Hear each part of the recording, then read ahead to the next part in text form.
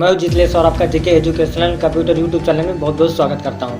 Friends, आज मैं आपको कंप्यूटर के ब्लॉक डायग्राम से समझाने की कोशिश करूंगा कंप्यूटर कार्य कैसे करता है, और साथ में ये भी बताऊंगा इसके जो कंपोनेंट्स होते हैं, जैसे कि सीपीयू क्या होता है, एलयू क्या होता है, सीयू क्या होता है, रैम क्या होता है, रोम क्या होता है, इनपुट क्या होता है, आउटपुट क्या होता है, इन सभी के बारे में पूरा डिटेल से एक्सप्लेन करने वाला हूँ। तो फ्रेंड्स, यदि आपको इसका पीडीएफ चाहिए तो मैं आपको चैनल के डिस्क्रिप्शन में लिंक दे दूंगा, वहाँ से आप जाकर डाउनलोड कर सकते हैं। तो फ्रेंड्स, यदि आपने अभी तक चैनल को सब्सक्राइब नहीं किया तो प्लीज चैनल को सब्सक्राइब करके जल्दी से बेल आइकन को दबा दीजिए, क्योंकि मैं कंप्यूटर से संबंधित कई सारी इंटरेस्टिंग वीडियो लाने वाला हूँ। तो फ्रेंड्स, ज़्यादा बात न करते हुए आइए शुरू करते हैं।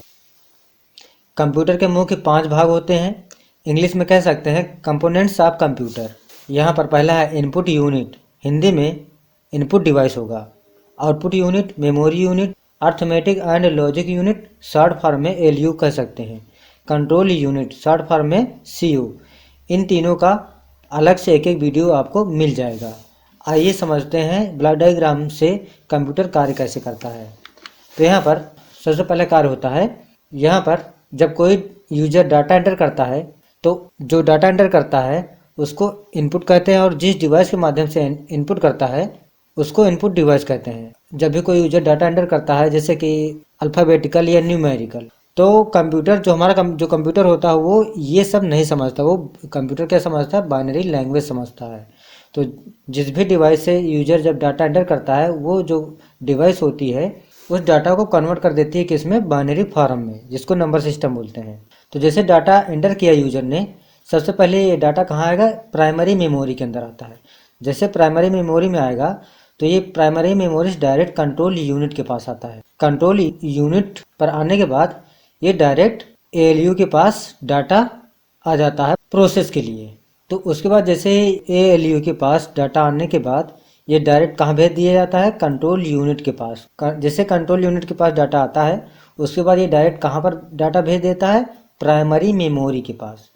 प्राइमरी मेमोरी पर आने के बाद फाइनली आपको आउटपुट के रूप में डाटा मिलता है आपके कंप्यूटर स्क्रीन पर।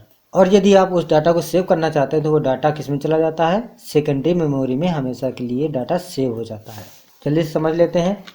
इनपुट, सबसे पहले इनपुट करेंगे। इनपुट जैसे इनपुट किया, कहाँ पर जाएगा डाटा? प्राइमरी मेमोरी में आता है। प्राइमरी मेमोरी पर आने के बाद डाटा सीधा आता है कंट्रोल यूनिट के पास। कंट्रोल यूनिट पर आने के बाद डायरेक्ट डाटा कहाँ पर आता है? एएलयू के पास, अर्थमेटिक लॉजिक यूनिट के पास। एएलयू के पास डाटा आने के बाद डायरेक्ट आता है कंट्रोल यूनिट के पास। कंट्रोल यूनिट के आने के बाद डायरेक्ट डाटा कहाँ पर आता है? प्राइमरी मेमोरी में। प्राइमरी मेमोरी पर आने के बाद डायरेक्ट आउटपुट आपको कंप्यूटर स्क्रीन पर मिलती है, या जिस डिवाइस के माध्यम से आप डाटा को आउटपुट शो कराना चाहते हैं। और जो डाटा आपको प्राप्त होता है, किस रूप में प्राप्त होता है? उसको इन्फॉर्मेशन के रूप में डाटा प्राप्त होता है, और जिस डिवाइस के माध्यम से प्राप्त होता है उसको इनपुट डिवाइस कहेंगे। तो आइए इन सभी के बारे में बारी बारी से समझते हैं, किसका कौन सा क्या क्या कार्य होता है। सबसे पहले देखते हैं CPU. What is CPU? CPU क्या होता है? यह कंप्यूटर का महत्वपूर्ण भाग है, जिसे प्रोसेसर, माइक्रो प्रोसेसर या फिर केवल सीपीयू कहते हैं। इसका जो फुल फॉर्म होता है, central processing unit. CPU computer से जुड़े सभी हार्डवेयर, सॉफ्टवेयर, यूजर्स तथा इनपुट डिवाइसों से प्राप्त डेटा एवं निर्देशों को संभालता है और उसे प्रोसेस करके परिणाम देता है। जैसे कि हम कोई भी डाटा पहले इनपुट करते हैं, उसके बाद वो प्रोसेस होता है। प्रोसेस होने के बाद वो डायरेक्ट हमको फाइनली आउटपुट के रूप में प्राप्त होता है।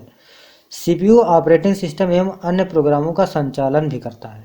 इसको कंप्यूटर का ब्रेन भी कहा जाता है, सीपीयू को। इनपुट, कंप्यूटर में जो भी डाटा एंटर करते हैं उसे इनपुट कहते हैं, और जिस डिवाइस के माध्यम से इनपुट देते हैं उसे इनपुट डिवाइस कहते हैं। जैसे कि यहाँ पर मैंने कुछ एग्जांपल्स लिखे हैं, जैसे कीबोर्ड है, माउस है, स्कैनर है, ये इनपुट डिवाइस के एग्जाम्पल हैं। अब देखते हैं कंट्रोल यूनिट।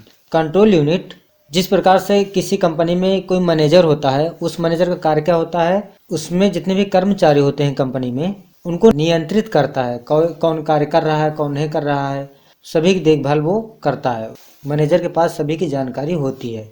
तो उसी प्रकार से जो सीयू होता है, कंट्रोल यूनिट, कंप्यूटर का मैनेजर होता है, जो सभी ऑपरेशन को नियंत्रित करता है। ऑपरेशन जितने भी इसमें कार्य होते हैं उनको सभी ये नियंत्रित करता है, सीयू। यह मेमोरी से निर्देश प्राप्त करता है और उसे डिकोड करके सेंट्रल प्रोसेसर को भेज देता है, अर्थात एएलयू के पास, अर्थमेटिक लॉजिक यूनिट के पास भेज देता है और फिर उस डाटा को प्रोसेस किया जाता है और यह प्रक्रिया चलती रहती है। आइए देखते हैं ALU, जैसे कि इसका full form arithmetic logic unit. यह कंप्यूटर का महत्वपूर्ण भाग होता है। यह यूनिट सिर्फ 2 कार्य करती है, पहला डाटा पर गणितीय कार्य करना और दूसरा परिणाम देना। ALU गणितीय क्रियाओं में जोड़ना, घटाना, गुणा करना, भाग करना इत्यादि कार्य करता है। निर्णय देने के लिए डाटा का मिलान करना, तुलना करना, छांटना, जैसे कि कौन छोटा है कौन बड़ा है, इस प्रकार से आदि कार्य करता है और फिर किसी निर्णय पर पहुंचता है जिसे फाइनल आउटपुट कहा जाता है। एक काम पूरा होने के बाद पुनः दूसरा काम करने के लिए यह प्रक्रिया दोहराई जाती है। अब देखते हैं मेमोरी यूनिट। इन सभी का डिटेल से आपको अलग अलग से एक वीडियो मिल जाएगा। यदि आपने अभी तक चैनल को सब्सक्राइब नहीं किया तो प्लीज़ चैनल को सब्सक्राइब करें ताकि हर वीडियो की अपडेट आपको मिलती रहे। जिस प्रकार से मानव में बातों को याद रखने के लिए मस्तिष्क होता है, उसी प्रकार से कंप्यूटर में डाटा को रखने के लिए मेमोरी होती है। यह मेमोरी CPU का अभिन्न अंग है। इसे कंप्यूटर की मुख्य मेमोरी, मेन मेमोरी, आंतरिक मेमोरी, इंटरनल मेमोरी अथवा प्राथमिक मेमोरी, इंग्लिश में प्राइमरी मेमोरी भी कहते हैं। इसके 2 भाग होते हैं, कौन कौन से हैं?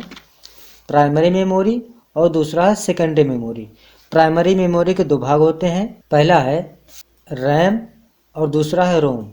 रैम का फुल फॉर्म होता है रैंडम एक्सेस मेमोरी और रोम का फुल फॉर्म होता है रीड ओनली मेमोरी। आइए देखते हैं रैम के बारे में।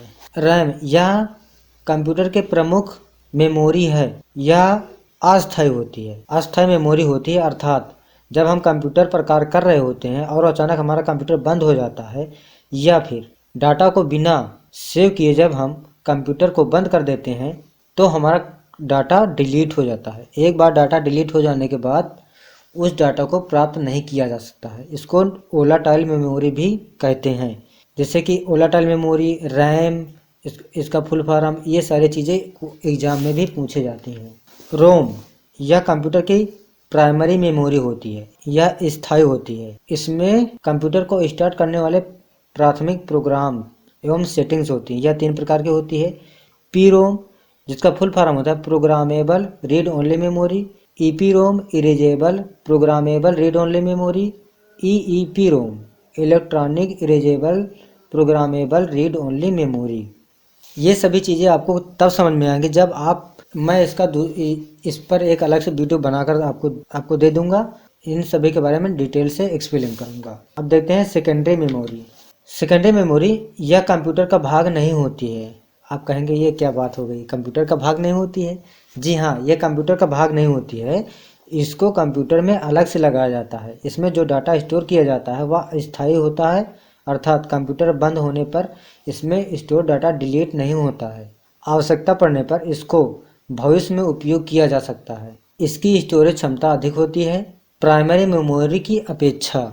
एग्जाम्पल में जैसे कि floppy disk, hard disk, CD जिसका फुल फॉर्म होता है कॉम्पैक्ट डिस्क, DVD भी होता है, optical disk, memory card, pen drive इत्यादि। अब देखते हैं फाइनल आउटपुट। कंप्यूटर में हम जो भी डाटा एंटर करते हैं और प्रोसेस होने के बाद हमको जो रिजल्ट प्राप्त होता है उसे आउटपुट कहते हैं, और जिस डिवाइस के माध्यम से आउटपुट प्राप्त होता है उसे आउटपुट डिवाइस कहते हैं। आउटपुट मुख्यतः 3 प्रकार से होते हैं। पहला है soft copy, hard copy, voice copy. Example देख लेते हैं, जैसे कि मॉनिटर, प्रिंटर, स्पीकर। आइए इन सभी के बारे में थोड़ा थोड़ा देख लेते हैं। पहले देखते हैं what is soft copy. Soft copy क्या होता है? सॉफ्ट कॉपी का मतलब होता है ऐसा डाटा जिसे हम टच नहीं कर सकते हैं, केवल देख सकते हैं, उसे सॉफ्ट कॉपी आउटपुट कहते हैं। जैसे मॉनिटर में हम जो भी देख सकते हैं, टच नहीं कर सकते हैं, उसे सॉफ्ट कॉपी आउटपुट कहेंगे। अब देखते हैं hard copy. What is hard copy? ऐसा डाटा जिसे हम टच कर सकते हैं और देख सकते हैं, उसे हार्ड कॉपी आउटपुट कहेंगे। जैसे प्रिंटर से हमें जो भी डाटा प्राप्त होता है उसे हार्ड कॉपी आउटपुट कहेंगे, और जिस डिवाइस के माध्यम से आउटपुट प्राप्त होता है उसे आउटपुट डिवाइस कहेंगे। नेक्स्ट पॉइंट है व्हाट इज वॉइस कॉपी। एक ऐसा आउटपुट जो हमें आवाज़ के रूप में प्राप्त होता है उसे वॉइस कॉपी आउटपुट कहेंगे। जैसे कि स्पीकर के द्वारा हमको जो आउटपुट प्राप्त होता है उसे वॉइस कॉपी आउटपुट कहेंगे। तो आई होप कि ये वीडियो आपको पसंद आया होगा, और यदि आपको इन सभी में कुछ न समझ में आया हो तो प्लीज़ आप कमेंट ज़रूर करें, और ये भी कमेंट करें वीडियो कैसा लगा कैसा नहीं लगा, अच्छा लगा तो अच्छा बताएं, खराब लगा तो आप खराब बताएं, लेकिन आप बताएं जरूर। तो फ्रेंड्स अभी तक आपने चैनल को सब्सक्राइब नहीं किया तो आपसे रिक्वेस्ट है, प्लीज़ चैनल को सब्सक्राइब कर दें। और अभी तक वीडियो को लाइक नहीं किया तो सो प्लीज़ वीडियो को भी लाइक कर दीजिए, क्योंकि इन सभी से हमको मोटिवेशन मिलता है और हम आपके लिए अच्छी वीडियो दे सके। तो फ्रेंड्स इस वीडियो को शेयर भी करें अपने फ्रेंड्स के साथ, और आपने अभी तक इसको डाउनलोड, अब इसको आप डाउनलोड कर लीजिए। चैनल के डिस्क्रिप्शन में इसका लिंक मिल जाएगा आपको, वहाँ से जाके आप इसको डाउनलोड कर सकते हैं। तब तक के लिए बाय बाय, थैंक यू।